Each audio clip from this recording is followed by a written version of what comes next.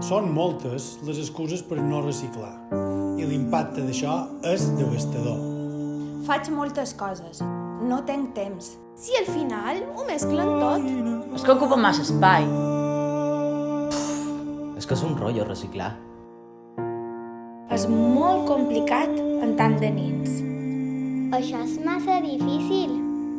Jo ja pago prou imposts com perquè me facin fer tant de trull. Jo sempre ho he fet així i ja no ho canviaré.